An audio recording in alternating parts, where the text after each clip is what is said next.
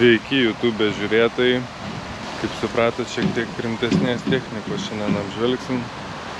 Ir bus toksai video bendrai pašnekėti, kas per daiktas yra tas Kawasaki GTR 1400. Na, arba dar, kadangi čia amerikonai susigalvojo savo tenais pavadinimų. Na, bet aš manau, kad GTR tikrai skamba kiečiau, tai pagrindė taip ir vadinsi. Šiaip man asmeniškai tai tikrai dailus motociklas. Tokia bandutė, bet tikrai labai neblogai ir išskirtinai atrodo. Iš galo tik tais ganėtinai keistai, nes man asmeniškai, tai kodėl šito stopo negalėjo čia įdėti? Nu, bet negalėjo, tai negalėjo. Tai grubiai čia yra antroji karta GTR. Būtent tokie eina nuo 12 metų, nes nuo 6 berods jos pradėjo pardavinėti. Jie atrodė biški kitaip, šiek tiek kitokie plastikai buvo. Nu ir tam tikri pagerinimai jau antroji kartoje atsirado.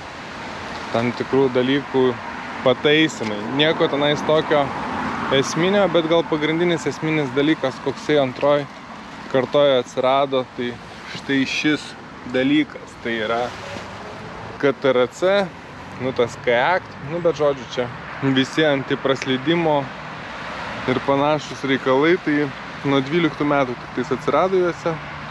Tai vat būtent jau šitame modelį yra, kas tikrai ganėtinai smagu, kad yra. Motoras yra iš ZZR 14, arba ten Ninzės 14 dar vadinamas, tas hiperbike pavadinkim, kuris Hayabusa pralenkė ir turi nickname'ą Hayabusa Killer. Nu, bet žodžiu nesmė, nes čia motoras, aišku, kad ir iš tenais, bet jis yra šiek tiek deforsuotas, nes motociklas čia ale tikras sportstauringas. Tai čia jisai turi, ten ant popierių rašo 112 kW, ZZR turi virš 100 kW berods. Ir kitas dalykas, čia aišku yra kardanas, nes kaip ir kelionė emocijų priklauso. Kardanas yra tikrai gerai tokiems emocijoms, nes ir mažiau priežiūros ir ganėtinai viskas paprasčiau. Dar toks įdomus dalykas, kad važiuoklė versto šakės priekyje ir gale irgi daugiasvirtė, čia pakaba čia kažkokia. Bet esmė tokia, kad dažniausiai, kai žiūri sportstauringus, tos didelius, tai tos pakabos ypač gale būna ganėtinai primityvios. O čia tai jau pasistengia. Ir toks įdomus dalykas gaunasi, kad didelis, sunkus, 310 kg sveriantis mocas, bet tam tikri dalykai grinai tokie iš performanso pusės atėję. Stabdžiai tai čia yra kombinuoti. Stabdant priekį stabdo galas, stabdo priekis. Bet yra kitas dalykas, kad galima tai atsijungti, nes viskas čia yra daugmaž elektroniškai, nes sudėtingesnis čia jau toks mocas, čia jau nėra toks visiškai paprastutis. Tai va, daugiau tai kas, važiuosim, žiūrėsim, prasivažiuosim ir kaip čia viskas besivažiuojant, kokias mintis kils. Dar apžvelkim skydelį. Aišku, čia kylėsas jau nereikia nieko daryti. Aišku, dar su šituo rakčiuku yra prikolas, kad va, neišsitrauki, prisipili kūro, uždedi. Tai toksai šiaip žavus dalykas, man tai patinka, kad nereikia nešiotis. Nu, ne tai, kad nešiotis tai reikia pultelį. Nereikia kaišioti to rakčiuko pastoviai. Tai va, skydelis toksai yra analoginis, kadangi čia amerikonas, tai myliu, kas manęs tikrai nedžiugina, reikės persidaryti. Ir yra toksai jau borto kompas, kur rodo, ten batarkę, slėgius, padangų. Aišku, čia reikia pradėti važiuoti, kad rodytų tiek pat ABS-as, tiek tractionas dega, kol nepradedi važiuoti. Lauko temperatūra, bėgė, tokių savotiškai žavių dalykų yra. Aišku, elektrinis langas. Čia fainas tas langas. Čia ant moco uždėta dominatoriaus dūda, tai jisai sustokinę dūdą, tai tikrai tiek nepirpia. Nu, bet gerai, važiuojam ir dalinamės įspūdžiais iš važiavimo. Būtent ant šito moco yra sudėti vairo reizeriai, nes jeigu be jų, tai gaunasi, kad ganėtinai biški yra toksai palinkimas į priekį. Kada jie sudėti, tai tikrai sėdi labai patogiai. Jau taip labai relaksuotai sėdi ant jo. Nu, bet čia toks ir mocas, kad jau būtų komfortiškai. Nu, pradėjom važiuoti, pradėjo rodyti padangų slėgius. O, Bentlis duoda gazo.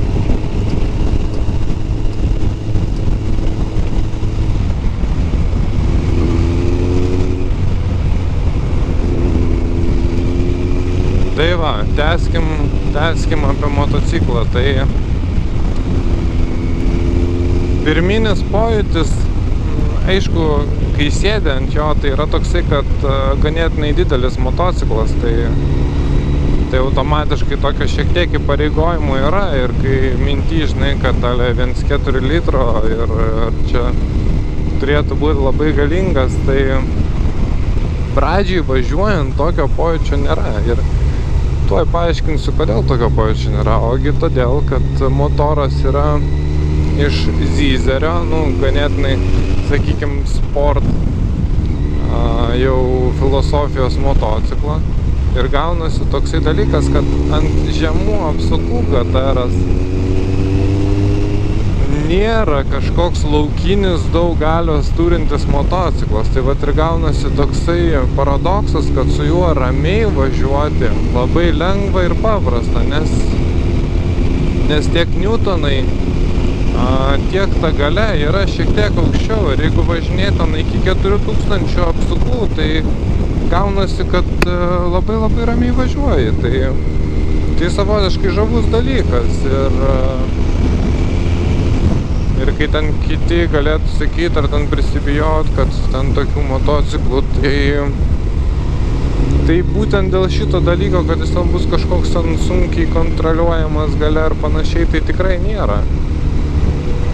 Čia vat kam reikėtų biškį tik tais atkreipdėmėsi, kad motociklas, kai nėra mažas ir sėdėjimo pozicija yra ganėtinai aukšta, tai jau mažam žmogui, maželiukam, labai lengvam žmogui, nu jau būtų įdomu su juo. Aišku, jeigu žmogus to nori, tai tikrai važiuos ir džiaugsis, bet jau kad būtų toksai labai paprastas pasirinkimas, tai ne, bet užtat aukšti žmonės labai džiaugiasi GTR-ais. Mano asmeniškai ūgis irgi yra 1,95. Čia mano asmeninis motociklas, aš jom labai džiaugiuosi, nes jau, nu tikrai, labai patogu, labai telpi ant jo ir labai viskas gerai. Pašnekėkim apie greičių dėžę. Greičių dėžė tai čia yra 6 bėgių, bet įdomus dalykas yra tas, kad 6 bėgis yra jau overdrive skaitosi. Tai ta prasme, realiai visas galimybės motociklo tu gali tais 5 bėgiais susigroti. O tas 6 bėgis tai yra toksai, nu, kruizinimo. Tai tas irgi labai gerai, nes motociklas skirtas važiuoti ilgai ir toli. Tai natūralu, kad ilgai ir toli važiuojant autostradose, kažkokiose kruizinant, tas ilgesnis bėgis tai yra visai gerai. Ja. Grįžtant prie variklio, tai vat kada variklis pasiekia virš 5000 apsukų, vat atsiskleidžia visas jo charakteris. Ir tada jau to charakterio, taip sakant, reikia jau tik nulaikyti tą charakterį. Tai galima sakyti, kad du mocai viename. Jeigu nori, gali būti labai ramus motocikliukas, bet jeigu tu jį jau pažadini, gali duot gazo tikrai neblogai. Tik tais tada gaunasi toksai pamąstymas, kiek kelioniniam mocui, nes jeigu vertinkim kaip kelioninį mocą, to reikia, nes palakstymui tenais, jeigu kažkur ten mieste ar panašiai, tu tokio moco greičiausiai nesirinksi, o važiuot kažkur toli, tai jisai labai tinka, bet to laukinio charakterio irgi kiek reikia, kiek nereikia. Tai čia yra toksai, tas charakteris, pavadinkim, daugiau yra žavesiui, o ne kad reikia. Nes reikės padaryti kitą filmuką, kur viską lyginti su Yamahos FJR-u. Jie tokie konkurentai viens kitam, bet su skirtingom filosofijom, tai tenais bus ganėtinai įdomu.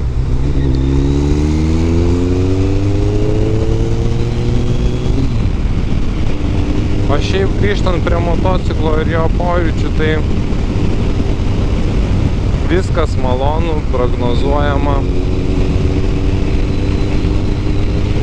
Tiesiog važiuoji, džiaugiesi, jauti, kad yra komforto, važiuoklė dirba pasakiškai. Vat važiuoklė, tai čia reikėtų atskiros temos, kad kaip toksai sunkus mocas, tokia karvytė gali taip jaustis lengvai ant kelio ir tas toks valdomumas, toks lengvas, nuspėjamas, malonus, labai tiksliai dirba ir kai mocas tikrai iš sunkesnių, nes, pripažinkim, virš 300 kg, tai nedažnas motociklas turi, tai ta važiuoklė tikrai labai įdomiai čia padaryta, kažkas jau stengiasi ir konstravo, jau nenumuilino, jau tikrai savo darbo padarė.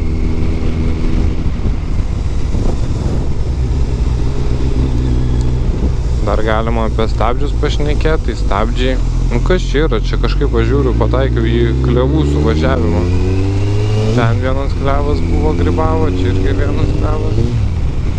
Ir dviratininkų. Čia, žinot, čia Valakampiai, čia pusiau kurortas.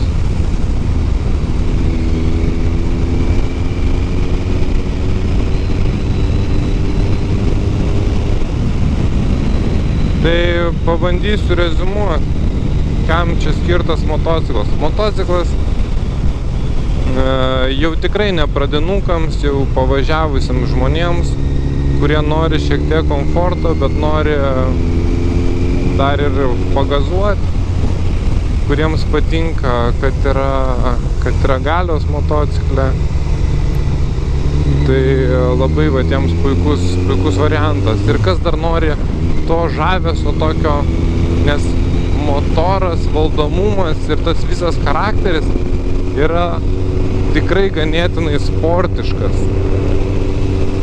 Nors mocas yra kaip ir didelis ir sunkus ir kelioninis, bet visas tas charakteris yra sportiškas ir žymiai sportiškesnis negu lyginant su FJR arba ten apie Honda ST, tai iš vis stilių ten būtų iš vis kaip malka lyginant su šituo.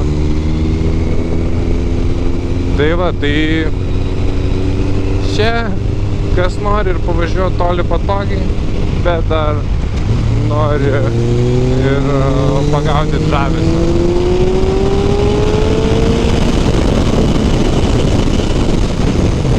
Žavesio čia tikrai motociklas duos. Jeigu kiek tu reikia, tiek ir duos to žavesio. Dar jeigu kam aktualu, tai čia tokie dalykai apie sąnaudas pašnekėti, tai aišku, čia gal tokia motociklai nebūtų pagrindinis esminis dalykas, bet žodžiu.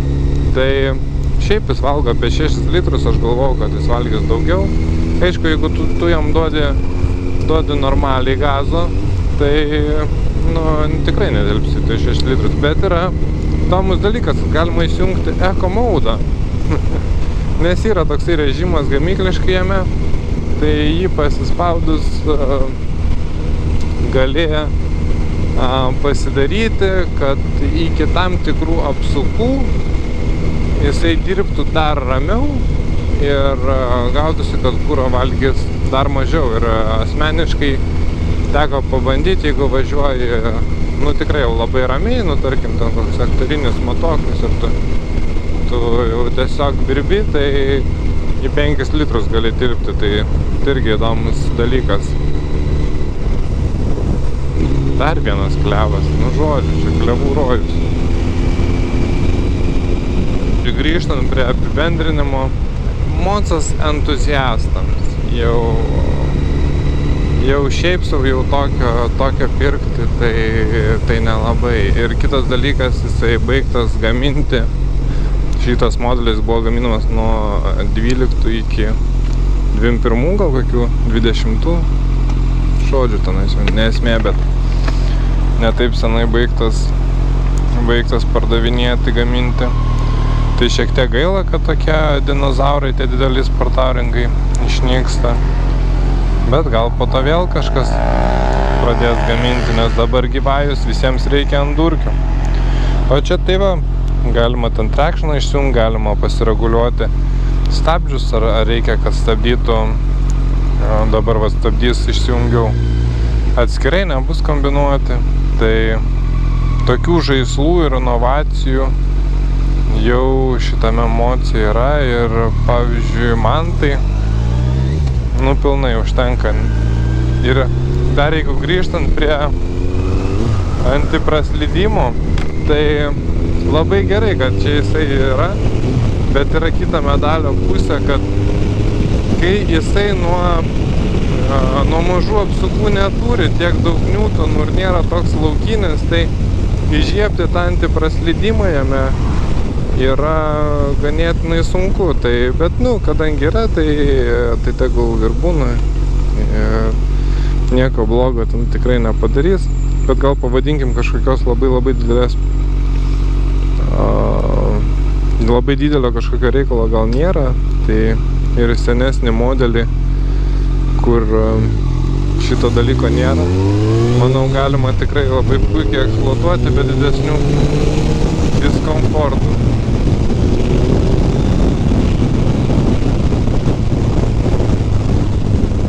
Tai šiam kartui tiek.